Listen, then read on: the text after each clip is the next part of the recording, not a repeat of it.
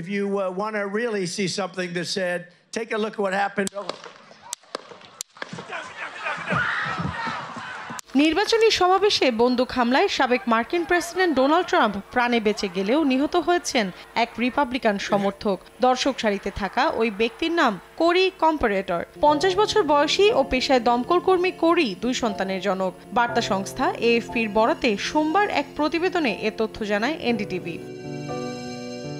প্রতিবেদনে বলা হয়, পেনসিলভেনিয়ার বাটলারে ট্রাম্পের সমাবেশে যখন হামলার ঘটনা ঘটে তখন কোরি নিজের জীবনের বিনিময়ে স্ত্রী সন্তানদের প্রাণ বাঁচান। কোরির মৃত্যুতে ফেসবুকে একটি পোস্ট দিয়েছেন তার মেয়ে Allison.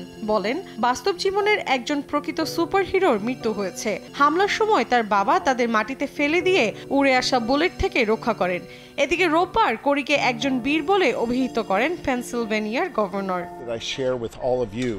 That Corey died a hero. অর্ধেক পাউডারে দ্বিগুণ উজ্জ্বলতা।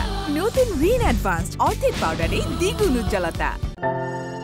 পেনসিলভেনিয়ার পুলিশ জানায়, ট্রাম্পের সমাবেশে হামলার ঘটনায় আহত বাকি দুজনের মধ্যে একজন 57 বছর বয়সী ডেভিড ডাচ এবং অপরজন 74 বছর বয়সী জেমস কোপেনহেভার। তাদের দুজনের শারীরিক অবস্থা স্থিতিশীল রয়েছে। মৌসুমী সাথী, সময় সংবাদ।